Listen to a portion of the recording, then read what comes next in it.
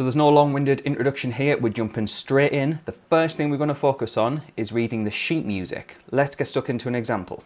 A really good tip is to follow the music along on the page with a recording, and then you can focus on things like one hand, you can focus on another hand, you can focus on things like how the dynamics work and different rhythms and the tempo, you can spot repeat signs, and you can look at phrasing, you can look at so many different things by just following along on the music. That's a really good tip.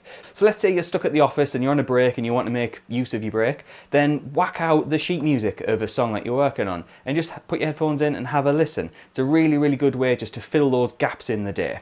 Another really good thing is a highlighter. So for this one, I'm going to highlight things like fingering. Let's just say I really need to get my fifth finger, which is what the number 5 here is saying, on that note there. So I'm going to highlight that part, and that's going to really stand out when I start playing. Here, there's a big jump from C to a B there. I want to make sure my little finger gets up to that B note. Let's say, want to focus on this dynamic symbol here. So I just highlight different areas. So going through with a highlighter on the main part can be really useful. One word of warning though, don't highlight everything. If you highlight everything, then really you've highlighted nothing. Highlighting is something that stands out. When I'm playing through with the highlights I've got on the page now, that's really going to stand out to me. If I'm highlighting everywhere, it becomes useless. By the way, I'd really appreciate if you could hit the like and subscribe button if you find any of this useful. Let's get stuck on with the rest of the video. So we've looked at sheet music, now let's have a look at dexterity in your finger positioning.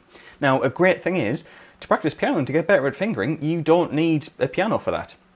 We can be sat at work, we can be sat at home, we can be watching TV, we can make up some really good exercises to really get your fingers working. So let's give it a go.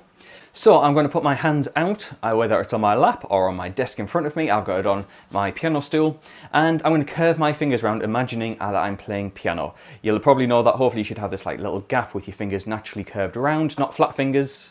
You don't want your hands on the table like that, you want your fingers to be nice and curved. And what we're going to do is come up with a pattern to play. So all my fingertips are nice and firm on the surface. What we're going to do is come up with a finger pattern. And that finger pattern, for the time being, is going to be 1, which is your thumbs. You're going to imagine playing number 1. You're then going to lift your finger for number 2 and play that. Number 3, number 4, and number 5. You'll probably find 4 and 5 are the hardest, especially if you're new to piano. And you're just going to go through all the numbers. 1, 2, 3, 4, 5.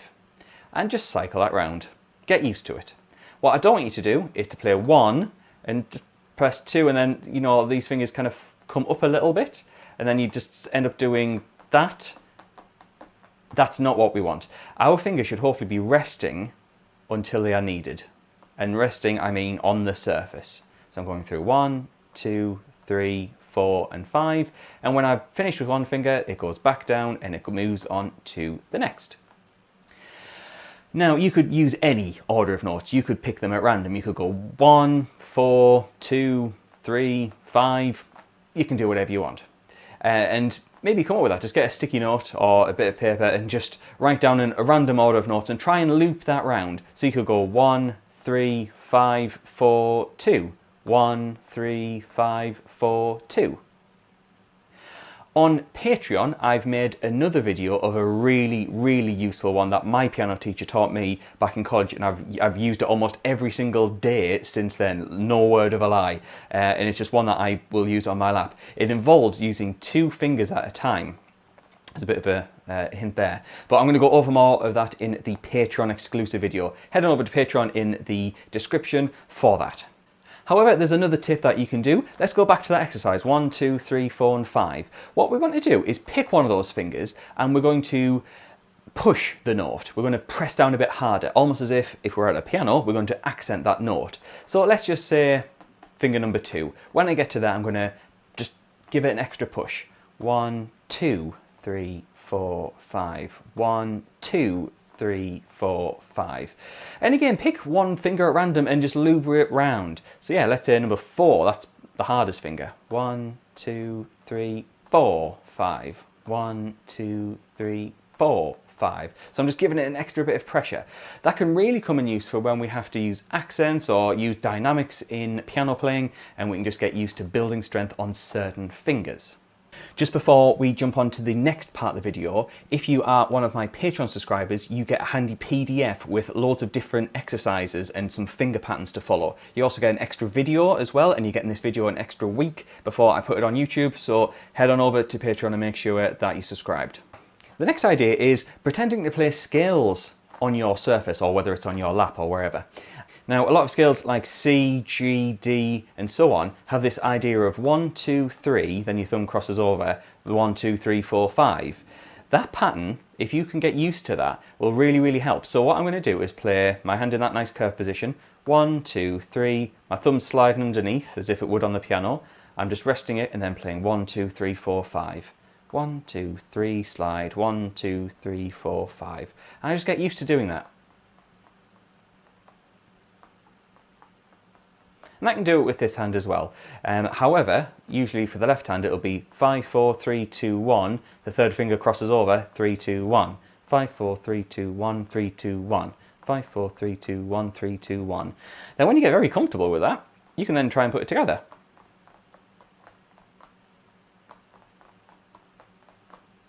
Feels a bit strange, but it can actually really help with getting you used to how scales work without actually pressing down on the piano keys. One extra bit of advice is using a metronome to use these patterns with. And I'm just going to go back to the 1, 2, 3, 4, 5 example. Here's a metronome click.